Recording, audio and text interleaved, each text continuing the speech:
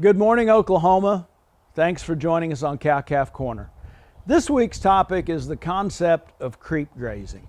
Now, in the past, we have addressed the concept of creep feeding, and creep feeding is a very well-researched topic in the field of animal science. We're basically going to use grain-based diets and give those pre-weaned calves access to a higher protein, higher energy diet.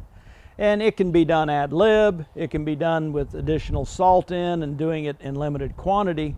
But the point to creep feeding is to put additional weight on calves, and creep feeding will certainly do that for us. The thing we get back to in the age-old question, if we're looking at commercial cow-calf operations, is it profitable to creep feed on grain-based diets? And usually when we pencil it out, that additional weight is offset by potentially the heavier calves selling at less price per pound, potentially taking a bit of a discount for being overly fat, the additional equipment, the labor that we get into it. Typically, in commercial cow-calf operations, creep feeding isn't profitable. Now that changes a little bit when we think about purebred seedstock operations. Purebred seedstock operations aren't necessarily marketing at weaning. We've got a longer-term marketing plan. We feed creep in order to get those calves to express their genetic variation for growth up to the point of being weaned. And a little different marketing objective long-term makes it a more profitable practice in a lot of seedstock operations. Now, as opposed to creep feeding, the concept of creep grazing is to try to accomplish the same thing.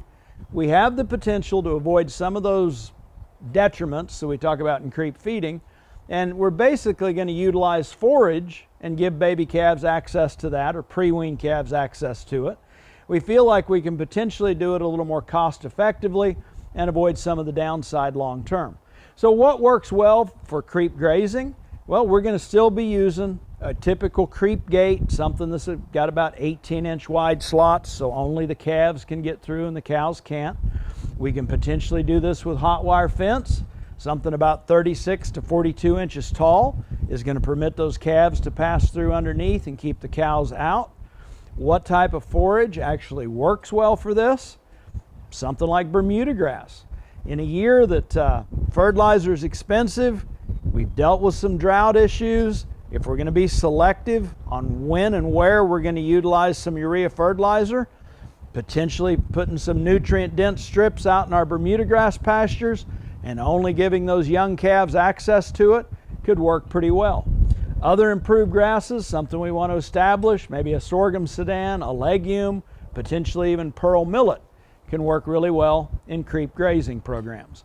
The upside to creep grazing, we don't put as much weight on as we would creep feeding with a grain-based diet, but we avoid some of the downsides of potential overfat calves at weaning, potential replacement heifers that get just a little riper than we want them at weaning. So there is the potential benefit of that. This year, as we tighten our belt, make the best management decisions that we can, thinking about where we're going to be selective and how much fertilizer we're going to put down, consider and pencil out the potential management benefits of a creep grazing program for those pre-weaned calves.